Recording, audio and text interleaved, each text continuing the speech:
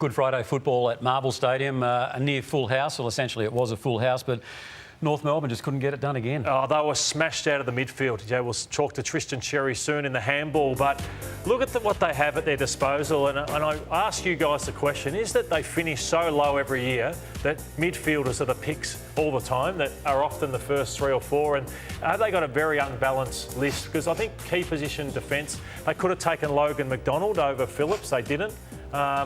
But I just look at it and it's full of talented midfielders who got smashed on the weekend, so it should be a strength of theirs, but they were beaten up by Hewitt and Chera. They're the easy picks to take, aren't they, in a mass sense, in a drafting capacity, aren't they? I say that because... You can always mould them to other positions too. But I know, just for what I was saying, Finn O'Sullivan, there was some talk around North Melbourne that he was there for them, but they've gone, if only there was a key position player that fit that pick for us, because I'm not sure we necessarily need another midfielder in the draft, which is what they're full of. But apart from Larkey, like Jack Darling shouldn't be playing AFL football, in my opinion. North's brought him in. Brought him in, though. Second ruckman, second forward. I don't think he's at that level that should be playing. So they've had the Good Friday slot now, TJ, for 8 appearances. There was a COVID missing year, but they've lost 7 of them, and 5 of those losses have been horrendous. And Alistair Clarkson, even after this most recent loss, bemoaned the lack of input from the one part of his ground and his system that normally favours him, that being the midfield. Oh, wow, we just got smashed in the contest. That is a spanking. The unfortunate part for us is that's probably the strength of our game, and we just got absolutely hammered at a part of our game that usually we fare pretty well in. I reckon they kicked 5 goals in 5 minutes and just centre bounce territory, and I think they had in excess of 20 inside 50 stoppages. So it's just we just couldn't get the game played in our half. TJ, we regularly on this panel on a Sunday morning talk about North Melbourne, and I think you have been defensive of where they're at. Are you starting to think now? No, it's the indefensible now. Yeah. It is. It was very, very disappointing. I mean, they showed a little bit in that first quarter and then just got smashed. You know, the second half in particular was terrible. You know, as I said, big stage, big crowd.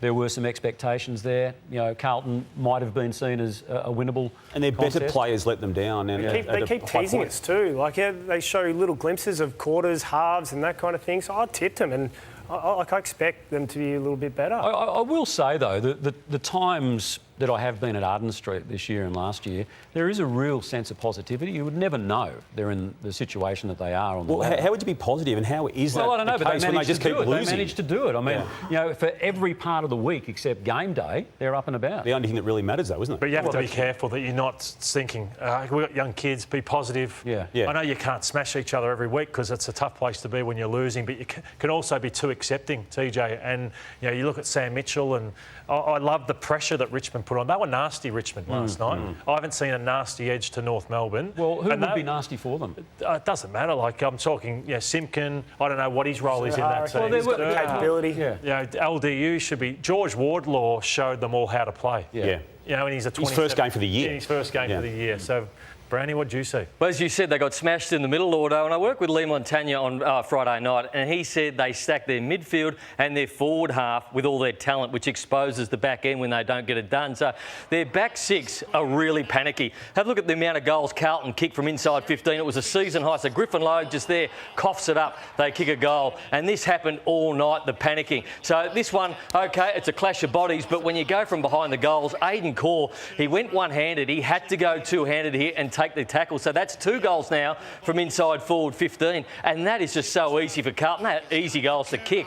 And again, Curnow, how long has he got here to find a target? He actually even drops the footy here. He drops the footy, has someone to give it back to him, and he's still got time to look and then just pop the ball to Chera inside forward 50. These are just so easy, these goals.